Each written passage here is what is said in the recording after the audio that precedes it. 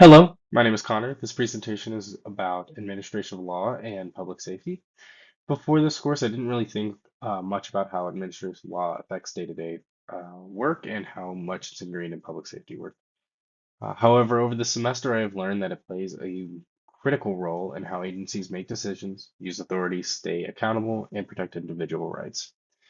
I'm going to be talking about what administrative law is, kind of what I've learned, what surprised me, challenges they're facing, and what I wish I could have studied more about during this course. Administrative law is the body of rules that governs how government agencies use their authority. In public safety, it matters because it gives agencies the powers to act, but also sets the procedures and limits that keep that power accountable. It affects how government agencies make rules, investigate problems, enforce standards, discipline employees, and respond to the risks to the public. Because of that, agency decisions can directly affect jobs, rights, property, and the public trust. Title 5 of the U.S. Code explains that agency actions includes the whole or a part of an agency rule, order, license, sanctions, relief, or the equivalent or denial thereof, or failure to act. That matters because it shows that administrative law is not just about regulations. It covers the full range of ways agencies influence public safety, including the decisions they make and the actions they choose not to take. In public safety, agencies are often required to act quickly. However, speed alone is not enough to justify agency actions. Public safety decisions must be supported by lawful procedures and meaningful oversight. Due process and judicial review are important because they help ensure that agency authority is being used fairly and within legal limits. When those safeguards are followed, agencies are in a stronger position to defend their actions and maintain public trust. A good takeaway of this is that public safety decision making is both an operational and a legal responsibility that they have to follow. One of the biggest things that I learned from this course is that administrative law is built into everyday public safety leadership. It's not just something that becomes important after a lawsuit or when cases reach the court. It shapes decisions from beginning to end, including how agencies investigate, discipline, and enforce their policies. I've also learned that authority is not just by having the power to act, it's also about knowing the legal limits of that power. Processes matter just as much because agencies are expected to follow fair steps before reaching outcomes that can affect someone's jobs, rights, property, and reputation. Oversight is essential because it also helps ensure that agency decisions are not arbitrary and can be reviewed if the stakes are right. It also gives people the opportunity to appeal decisions they feel are unfair and have it go in front of a judge for judicial review. This course showed me that the effective public safety leadership is not only about acting quickly and confidently, it's also about making sure decisions are lawful, fair, and consistent, and able to stand up to outside review. What surprised me the most was how often an agency can have a valid public safety goal and still end up in a legal problem because it did not follow proper procedure. Before this course, I probably would have just focused on whether the agency had a good reason for acting or whether the outcome seemed justified. However, afterwards, I learned that the courts and oversight bodies often care just as much about how the agency acted as to why they acted. Notice, evidence, documentation, and the opportunity to respond are not small details. They are central parts of lawful agency actions. This stood out to me because it changed how I think about the fairness in public safety. Processes is not just about the paperwork or technical stuff that slows down the agency, it's one that maintains protections people have, their Fourth Amendment rights, their 14th Amendment rights, their Fifth Amendment rights, and how the agency has exercised that governmental power, especially when it comes to their decisions, that impacts people's jobs, rights, property, and their overall livelihood. So it helps us to protect the agencies when they follow the correct procedure and it can make their decision stronger. It also helps protect the people when these agencies follow the right or follow the correct process so that they're not getting their rights trampled over. One of the clearest examples of the challenges public safety agencies face today comes from the Department of Justice findings on the Phoenix Police Department.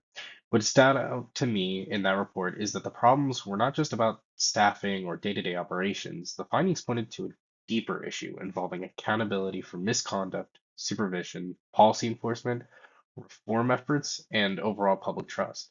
The Department of Justice wrote that Phoenix and Phoenix PD's unlawful practices have violated the public trust and impaired the effectiveness of policing in Phoenix. What makes this quote so important is that it connects the legality, legitimacy, and effectiveness to public trust. When an agency's practices are unlawful or poorly supervised, the damage is not just limited to criticism or legal liability, it weakens the agency's image and the agency overall.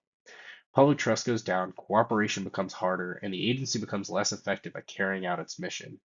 That demonstrates that one of the biggest current challenges in public safety is not just about enforcing the law, but operating on a foundation that is lawful, accountable, and trusted by the community.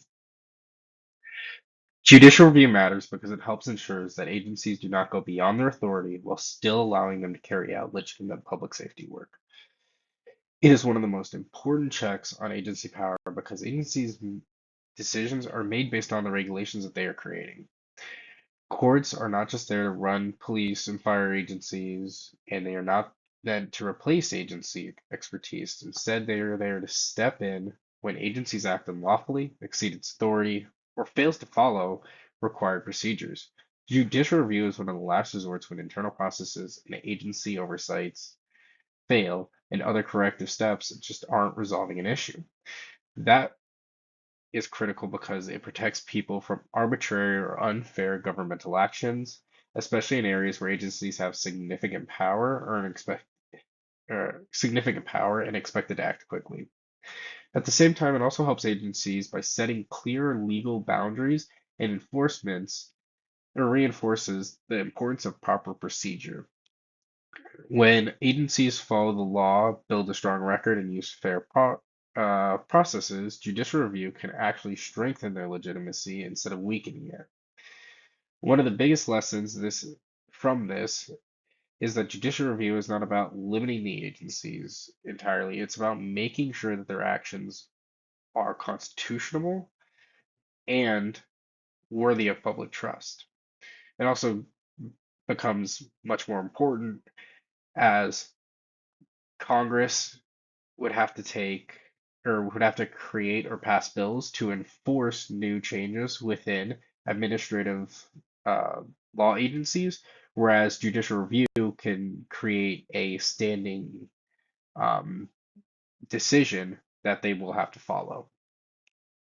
When people hear terms like the deep state, the concern is usually about accountability. Administrative agencies can make important decisions, even though the people within those agencies are not directly elected by the public. So the real question is, how is that power controlled and reviewed? Administrative law helps answer that by requiring safeguards. It creates a structure that is supposed to reduce abuse, unchecked decision making. The Office of Personnel Management explains that Merit System Accountability and Compliance, or MSAC, ensures that the human resources operations and human capital programs of federal agencies align with the president's priority and other laws, rules, and regulations while adhering to the merit system principles. This shows that the real issue is not whether bureaucracy within the system exists, but whether it operates um, lawfully and constitutionally.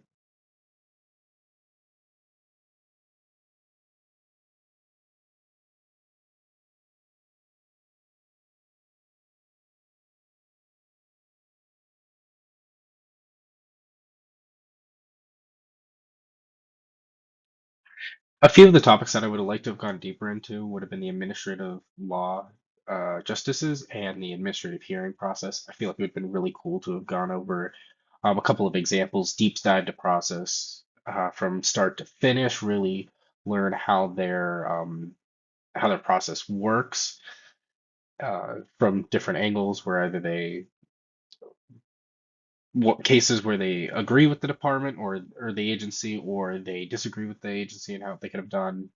I think another process would have been the administrative searches and inspections, especially when it comes to like legal limitations across safety agencies, like how WHS would do it, or not WHS, sorry, OSHA does it versus say like an EPA system. I also think that it would have been really interesting seeing like how post-COVID has really changed it in any of the different cases after 2023 that were mentioned in lesson 8. That would have been really interesting to see kind of how that has changed and was brought up. What stands out to me the most from this course was that administrative law isn't just about the rules that the agencies can create, it's also about the rules they have to operate in. It's how government power is used and how that and if that power is justifiable when they use it. In public safety, agencies are expected to act quickly, but not alone, but that not alone is enough. They also have to act fairly and constitutionally. The ideas of authority, accountability, fairness, and public trust best sum up this course. In the end, strong public safety agencies are not just ones that get results, the ones that get it through the proper channels and respect the public and the people. These are the three sources that I use throughout the presentation. They help me to kind of construct this presentation. Thank you so much.